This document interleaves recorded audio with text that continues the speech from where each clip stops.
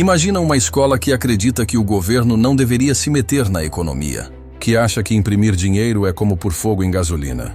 Fica até o final que eu vou te contar como um grupo de austríacos desafiou impérios, bancadas e até o bom senso moderno. Você já ouviu falar da Escola Austríaca de Economia? Não? Bom, talvez porque ela não tenha cadeira cativa nos jornais esquerdistas, nem muito espaço nos planos de governo. Mas acredite, as ideias dela moldaram economistas, investidores, libertários e um bom punhado de gente que fica vermelha só de ouvir a palavra Estado. E se você pensa que essa história é só para quem gosta de matemática chata e gráficos em PowerPoint, calma lá, porque a escola austríaca não é só uma teoria econômica. É praticamente uma religião disfarçada de argumento lógico. Vamos por partes. Tudo começou em Viena, claro, final do século XIX. Viena fervia de ideias, música, arte, filosofia e economia. Aquela coisa leve, simples, tipo, como o mundo funciona sem explodir. Nesse clima, em 1871, nasce Karl Menger, um economista muito pica-grossa que decidiu olhar para os preços de uma forma pouco ortodoxa. Enquanto os economistas clássicos estavam ocupados medindo o valor das coisas com base no trabalho, tipo, quantas horas um padeiro levou para fazer o pão, Menger teve uma ideia simples, porém genial. O valor de algo vem da utilidade subjetiva que ela tem para alguém, não do esforço, ou seja, um balde de água. No meio do oceano é inútil. Um balde de água no deserto. É ganhar na Mega Sena. Pela primeira vez, alguém colocava o ser humano no centro da economia.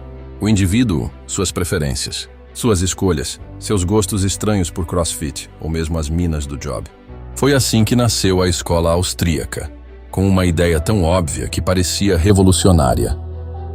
Os pilares da escola austríaca. Para entender de verdade a escola austríaca, você só precisa lembrar de 5 palavrinhas-chave. 1. Individualismo metodológico. A sociedade não age.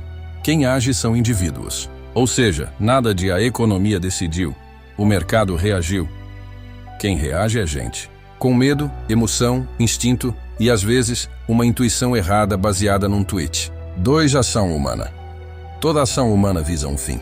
Você trabalha não porque ama bater ponto, mas porque quer comer, viver e, com sorte, fazer um churrasco e tomar uma Itaipava no fim de semana. 3. Subjetividade de valor. Valor não é fixo, é pessoal. Uma Ferrari pode valer milhões para você, ou absolutamente nada se você mora numa ilha sem estrada. 4. Preferência temporal. As pessoas preferem consumir hoje do que amanhã. Por isso juros existem, porque esperar dói. E o tempo, amigo, é um preço 5. Ceticismo com a intervenção do Estado. Aqui vem com força e sem vaselina. Segundo os austríacos, o Estado atrapalha mais do que ajuda. Quanto mais ele se mete, mais ele distorce o mercado. Controlar preço dá escassez. Imprimir dinheiro dá inflação. Subsídio mal feito dá distorção. Resumindo, a solução estatal costuma ser pior que o problema. A crítica ao dinheiro e ao Banco Central. Se tem uma coisa que a escola austríaca detesta mais do que imposto, é Banco Central. Especialmente o ato de imprimir dinheiro como se fosse panfleto em dia de eleição. Um dos grandes nomes da escola, Ludwig von Mises, não poupava palavras. A inflação é uma forma de imposto que pode ser imposta sem legislação. Para Mises e Cia, o dinheiro deveria ser uma mercadoria real, como o ouro. Algo com limite, escasso, confiável. Por quê? Porque se você deixa um grupo de pessoas controlando a quantidade de dinheiro, cedo ou tarde alguém vai usar isso para ganhar eleição, esconder crise ou financiar projeto duvidoso, tipo aquele estádio no meio do nada. E depois de Mises, veio outro nome ainda mais famoso. Friedrich Hayek, o austríaco pica da galáxia que ganhou um Nobel. Ganhou o Prêmio Nobel de Economia em 1974 e não foi por simpatia. Ele defendia que tentar planejar a economia era como tentar controlar o clima. Impossível, arrogante e fadado ao desastre. Segundo Hayek, o mercado é um sistema de informação descentralizado. Cada preço carrega um monte de dados. Oferta, demanda, escassez, interesse. Tentar manipular isso do alto de Brasília? Só se você tiver poderes mágicos, ou for muito burro mesmo. E o que a escola austríaca pensa das crises? Aqui eles enfiam com força na maioria dos governos. Crises são causadas por intervenções anteriores que pareciam boas ideias na época. Sim. Para eles, bolhas, recessões e colapsos não são sinais de falha do capitalismo. São efeitos colaterais de juros artificialmente baixos, crédito fácil demais e governos querendo brincar de engenheiro econômico. A bolha imobiliária de 2008. Para um austríaco típico era óbvia. O Fed baixou juros demais, por tempo demais, e incentivou um monte de gente a comprar casa sem ter como pagar. Resultado, boom. Depois crash, depois resgate. Depois, mais intervenção. É o ciclo da autossabotagem com selo estatal. Mas cadê os dados? Aqui vem uma crítica frequente. A escola austríaca não curte muito matemática. Gráfico, modelo econométrico. Fórmula com 18 variáveis. Os austríacos preferem lógica pura e dedução racional. Eles não testam ideias em laboratório. Eles raciocinam.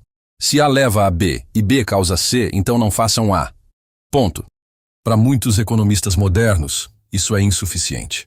Para um austríaco, isso é o que separa a ciência da charlatanice. Então, por que ela é tão ignorada por governos? Porque, basicamente, ela tira a teta da mão do governo. A escola austríaca prega menos imposto, menos gasto, menos banco central, menos regulação, mais responsabilidade individual. Você já viu algum político eleito prometendo menos poder? Pois é. É mais fácil ignorar, chamar de radical e seguir fazendo o que sempre fizeram, intervindo, gastando, endividando e dizendo que a culpa é do mercado. E na prática, onde isso funcionou? Bom, aí a coisa complica. Não existe país 100% austríaco, nem perto disso. Mas algumas ideias foram aplicadas com sucesso. O Chile dos anos 80 fez reformas inspiradas em princípios austríacos, com apoio de Chicago, parente distante. A Estônia, após o fim da União Soviética, seguiu uma linha mais liberal e enxuta. E diversos países reduziram a inflação e melhoraram a economia quando limitaram o Banco Central, ainda que temporariamente. Mas não espere ver isso no noticiário. História com final sensato raramente dá audiência. Então por que vale a pena conhecer a escola austríaca? Porque ela te ensina a pensar por conta própria, a desconfiar de promessas mágicas, a entender que decisões econômicas têm consequências e que a liberdade individual não é um detalhe, é o ponto de partida. Você não precisa concordar com tudo, mas depois de conhecer Menger, Mises, Hayek, fica difícil aceitar que a solução está num novo ministério. A escola austríaca talvez nunca vire política pública.